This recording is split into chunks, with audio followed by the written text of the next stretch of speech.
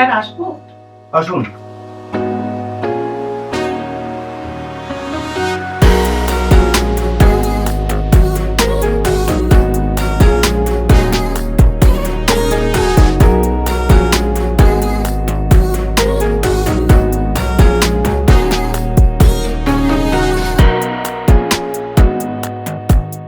তোমার নাম?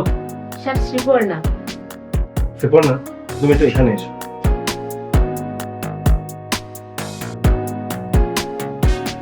তুমি তোমার একটা সেলফ ইন্ট্রোডাকশন দাও।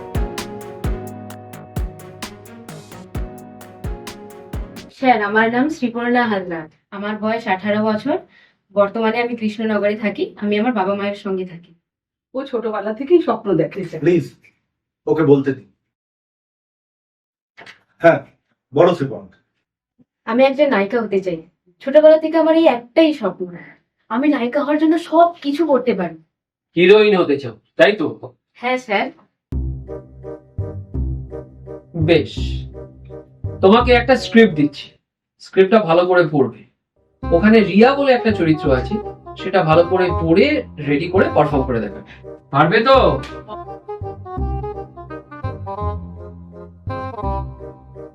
হ্যাঁ স্যার, অবশ্যই পারবো। ওকে, best of luck.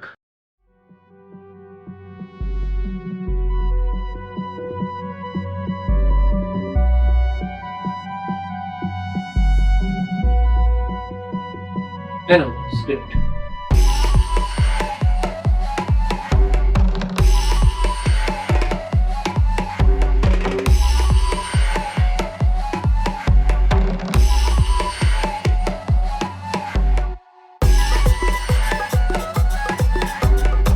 Parna, ready? শুরু করো।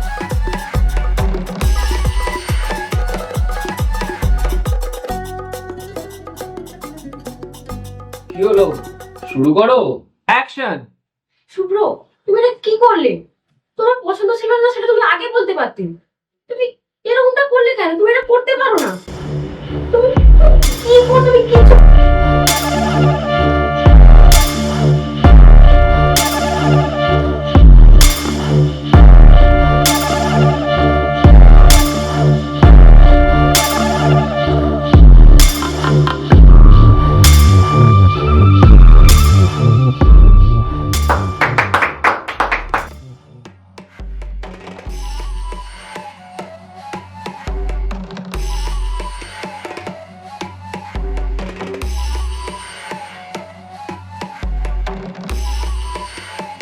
দেখো, নায়ক নায়িকা হতে কিন্তু এখানে রোজ আসে। এই ইন্ডাস্ট্রি কিন্তু সহজে কাউকে সুযোগ দেয় না। তারাই সুযোগ পায় যারা নিজেদের লক্ষ্য স্থির রেখে দৃঢ় প্রতিজ্ঞ থাকে। স্যার, আমি আমার লক্ষ্যে পৌঁছানোর জন্য প্রচুর পরিশ্রম করব। কথা দিচ্ছি আপনাদের হতাশ করব না। দেখো, পরিশ্রম সবাই করে, আর প্রতিভাও অনেকের আছে, কিন্তু সবাই সাকসেস পায় না। কেন জানো? না, জানি না, তবে এটুকু জানি, আমি আমার লক্ষ্যে পৌঁছানোর জন্য সব কিছু করতে রাজি। দেখো শ্রীপর্ণা, একটা কথা সরাসরি তোমাকে, তোমার মধ্যে নায়িকা হওয়ার জন্য যা যা দরকার তা সবই আছে। আমি তোমাকে কিন্তু ভবিষ্যতের নায়িকা হিসেবে দেখতে পাচ্ছি, কিন্তু কিন্তু কি স্যার? তোমাকে প্রথমে টাকা ইনভেস্ট করতে হবে। কিন্তু তুমি কি সেটা পারবে? সেটাই ভাবছি। কিন্তু স্যার, ওর বাবা তো একটা ওষুধের দোকানে কাজ করে, আমাদের পক্ষে টাকা দেওয়া সম্ভব হবে না। তাছাড়া কত টাকা লাগবে? 5 লাখ। আপনি তো স্যার বললেন ওর মধ্যে প্রতিভা আছে, তাহলে টাকা কিসের জন্য? দেখুন, এদেশে প্রতিভা দিয়ে যদি নায়ক নায়িকা হওয়া যেত, তাহলে প্রতিভার কি অভাব আছে এই দেশে? কিন্তু স্যার আমরা কি করে? দেখো শ্রীপর্ণা, আমি প্রথমেই বলেছিলাম না, সবাই সফল হতে পারে না। তার কারণ, সফল হওয়ার জন্য মানুষকে ঝুঁকি নিতে হয়। যারা সেই ঝুঁকিটা নেয় তারা সফল হয়, আর যারা নেয় না তাকে সারা জীবন স্বপ্নের গোলক দাদায় ঘুরে বেড়ায়।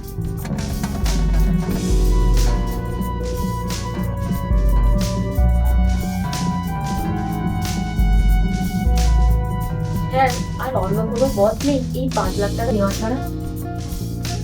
দেখো শ্রীপর্ণা, আমি তোমাকে বিভ্রান্ত করব না এটা বলে যে হ্যাঁ অন্য কোনো পথ আছে, তবে তুমি যদি এই ঝুঁকিটা নিতে পারো তাহলে আমি কথা দিতে পারি যে তোমার স্বপ্ন সার্থক করার সমস্ত দায়িত্ব কিন্তু আমার।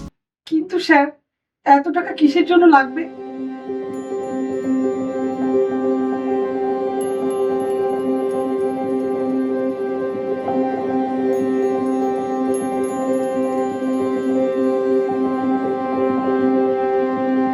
দেখুন, এই গ্ল্যামার ইন্ডাস্ট্রিটা বাইরে থেকে যতটা ঝকঝকে, আদবে বাস্তব চিত্রটা কিন্তু সম্পূর্ণ আলাদা। এখানে নায়ক নায়িকাকে অনেকটা অন্ধকার পথ পেরোতে হবে, আর শ্রীপর্ণাকে যাতে সেটা ফেস করতে না হয় তাই আমরা ওকে লাইম লাইটে নিয়ে আসতে চাচ্ছি। দেখুন, আমরা গ্রামের মানুষ, এত বুঝি না। আর আপনি যা বলছেন সেগুলো হয়তো ঠিক, কিন্তু এতগুলো টাকা। মা, আগে স্যার কি বলছেন সেটা তো শুনিনি। স্যার তো আমাদের ভালোর জন্যই বলছেন, আমরা একটু শুনে নিই, তারপর না হয়। কিন্তু তুই তো জানিস আমাদের অবস্থা, আর সেখানে এতগুলো টাকা কোথা থেকে জোগাড় করব আমরা? মাসিমা, আপনার মেয়ে নায়িকা হলে মাসে মাসে কত টাকা উপার্জন করবে সেটা কি জানেন? স্যার, ওকে আগে একটা সুযোগ করে দিই, তারপর না হয় ও যা রোজগার করবে সেখান থেকে আপনাদের টাকা দিয়ে দেবে। দেখুন মাসিমা, ওকে নায়িকা করতে গেলে আগে তো ওকে তৈরি করতে হবে। যেমন ধরুন, ওর পোর্টফোলিও তৈরি করতে হবে, ওর কস্টিউম তৈরি করতে হবে, ওর গ্রুমিং সেশন লাগবে। আর শুধু তাই নয়, ওর অ্যাক্টিং স্কিলটাকেও তো ডেভেলপ করাতে হবে। আর এত কিছু তো ফ্রিতে হয় না, তাই না? স্যার, আমাকে কি কয়েকটা দিন সময় দেওয়া যাবে? অবশ্যই যাবে, তবে বেশি দিন কিন্তু সময় দেওয়া যাবে। জানোই তো অনেক ক্যান্ডিডেট আছে। স্যার, আপনাকে ঠিক 2 দিনের মধ্যে আমি জানাচ্ছি। বেশ, তোমার জন্য 2 দিন আমি অপেক্ষা করতেই পারি, কিন্তু মনে রেখো, জীবনে এরকম সুযোগ কিন্তু বারবার আসে না, একবারই আসে। আর একটা কথা, তোমাকে ডকুমেন্টস কি কি পাঠাতে হবে সেটা নয় জানিয়ে দেবো, কারণ তোমার সাথে তো আমরা কন্ট্রাক্ট করব। আর তার সাথে পেমেন্ট কিভাবে পাঠাবে সেটাও জানি, কেমন?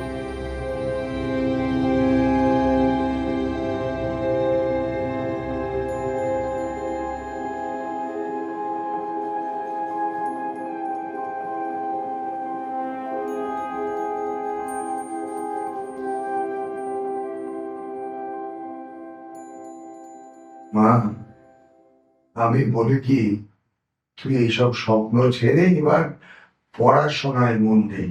আহা, তুই বুঝতে পারছিস না অতগুলো টাকা আমি কোথা থেকে জোগাড় করি বলতো? বাবা, আমি জানি না তুমি কি করে করবে, কিন্তু তোমাকে না করতেই হবে। তুই কি পাগল হয়ে গেলি নাকি শ্রী? না মা, যা বলছি আমি ভেবেচিন্তেই বলছি। একবার যদি নায়িকা হয়ে যাই আমাদের আর কোনো কষ্টই থাকবে না। স্যার কি বলেছিল শোনোনি?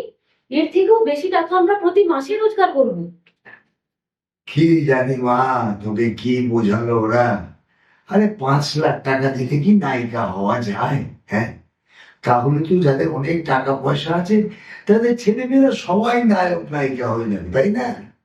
বাবা, সবার কাছে তো আর তোমার মেয়ের মতো ট্যালেন্ট থাকে না। সে তো জানি, তুই সবার থেকে আলাদা। তুই দেখে নিও, আমাদের শ্রী একদিন অনেক বড় হবে।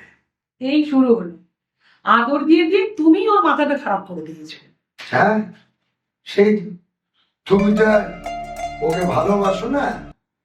তা বলি, অডিশনটা দেখে নিয়ে গিয়েছিল। আমি জানি তোমরা দুজনেই আমাকে খুব ভালোবাসো। আচ্ছা বাবা, কোনো কিছু করে কি এই টাকাটা জোগাড় করা যায় না? কয়েকটা দিনেরই তো ব্যাপার। দেখছি মা, দেখছি। কি বলতো, তোর জন্য আমি সব কিছু করতে পারি। তুমি কোথা থেকে পাবে? তোমাদের বাপ মেয়ে দুজনেরই কি মাথা খারাপ হয়ে গেল? ও নায়িকা হলে আমাদের সব কষ্ট মিটে যাবে। আমি জানি ও একদিন অনেক বড় হবে, তুমি দেখে নাও। বাবা, আগে আমি এই টাকাটা ফেরত দেব, তারপর আমরা আর এই শহরে থাকবো না। আমরা কলকাতায় গিয়ে ফ্ল্যাট কিনে সবাই একসঙ্গে থাকবো। শোন মা, তুই এক কাজ কর, বরঞ্চ তুই ওদের জানিয়ে দে। হ্যাঁ, আমাকে তো আবার একটু বেরোতে হবে। বাবা, তুমি সাবধানে যেও। আর সাবধানে যাবো।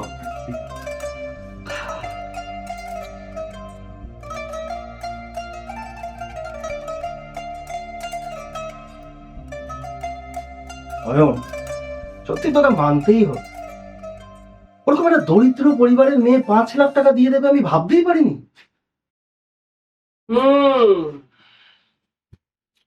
আমিও না প্রথমে খুব চিন্তায় ছিলাম, আসলে মেয়েটা খুব গরিব তো। তবে ওর জেদ দেখে আমি শিওর ছিলাম যে টাকাটা ঠিক জোগাড় করবে। তোর জানিস, তোর কেন জানি না একটু খারাপও লাগছে। এত দয়ার কারণ? না রে, ওরা খুব গরিব। ওর বাবা বাড়িটা মর্টগেজ রেখে আমাদের টাকাটা দিয়েছে, যদি অবশ্য এই কথাটা বলতে বারণ করেছে। উনি নিজেও বলেননি ওনার স্ত্রীকে এবং মেয়েকে। আরে বাবা, অত দয়া মায়া দেখালে না ব্যবসা পুরো গুটিয়ে নিতে হবে। যদি ঘোড়া ঘাসের সাথে বন্ধুত্ব করে তাহলে খাবেটা কি?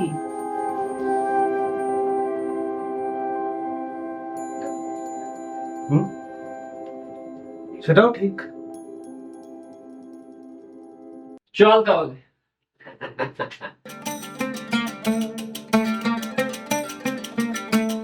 চল তাহলে নতুন আস্তানার খোঁজে একটু বেরিয়ে আসা যাক। এই প্রত্যেকবার যেরকম যাই আর কি।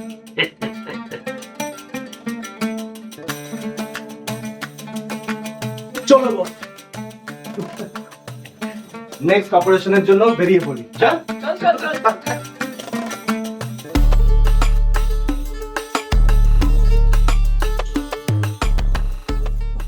বলছিলাম কি, এতদিন তো হয়ে গেল, টাকাটা দিলাম, এরা তো কিছু খবর টবর দিচ্ছে না, কি ব্যাপার বলো তো? কতবার তো ফোন করলাম, প্রথমে বললো যে সিনেমাটা হওয়ার কথা ছিল, সেটা শুরু হতে দেরি হবে। গত 1 সপ্তাহ ধরে তো ফোনটাই তুলছে না। আমি তো ফোন করেই যাচ্ছি, কেউ ফোন তুলছে না। আজকে তো আমার বলছে এই নাম্বারের কোনো অস্তিত্বই নেই। আমি প্রথম থেকেই বলেছিলাম, কিন্তু তোমরা শুনলে তো? জানি না, আমার খুব ভয় করছে।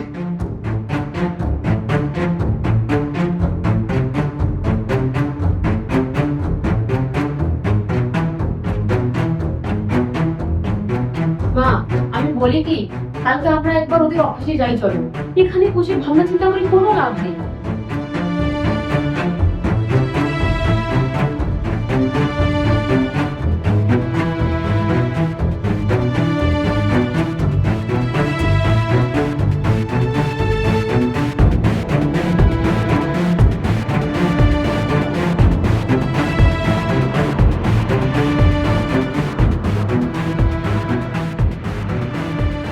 নাম লেখাতে ফোনটা তো সেটাও নেই। আপনারা কি কাউকে খুঁজছেন? কাকু, ওইখানে যে অফিসটা ছিল, ওরা তো 7 দিন আগে অফিস ছেড়ে দিয়েছে। আমার শরীরটা খুব খারাপ লাগছে। কেন, কিছু হয়েছে? মা কি হলো তোমার?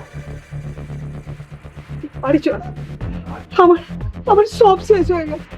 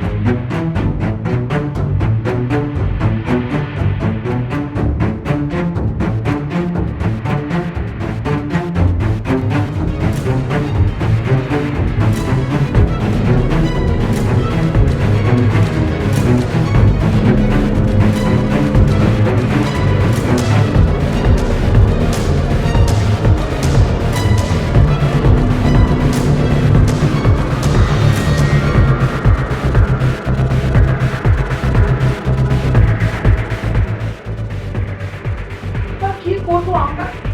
আরে এতগুলো টাকা কি করে শোধ করবে তোর বাবা? সেদিনই বলেছিলাম টাকা না দিতে। আমার সব স্বপ্ন শেষ। তোমরা আমাকে ক্ষমা করে দাও, আমি কাজ করে সব টাকা শোধ করে দেবো। কাঁদিস না মা, কাঁদিস না, অত চিন্তা করিস না। আরে বাবা, আমি আছি তো বেঁচে। হ্যাঁ, শোন মা, বলি কি, একটু পাশের ঘরে গিয়ে তুই একটু বিশ্রাম কর। আমি তোর মার সাথে কতগুলো কথা সেরে নি। যা যা। শোনো, তোমাকে আমি একটা কথা বলি। দেখো, শ্রী আমাদের খুব ভালো মেয়ে, ওকে বেশি বকাবকি করো না। আরে তুমি তো ওর মা, তোমাকেই তো সামলাতে হবে নাকি?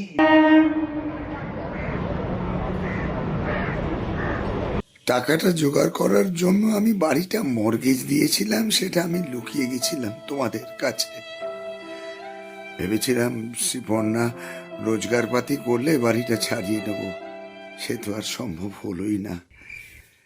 যাকে আমি আর তোমাদের সামনে আসার মতন অবস্থায় নেই।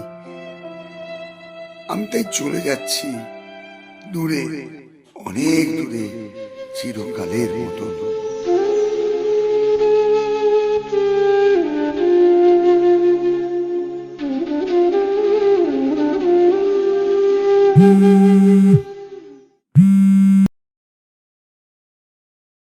আপনি শ্রীপর্ণা বলছেন তো? দেখুন, কয়েক মাস আগে আপনি আমাদের এখানে একটা অডিশন দিয়েছিলেন একটা ফিল্মের জন্য, আপনাকে সিলেক্ট করা হয়েছে। আপনি কি কাজটা করতে রাজি?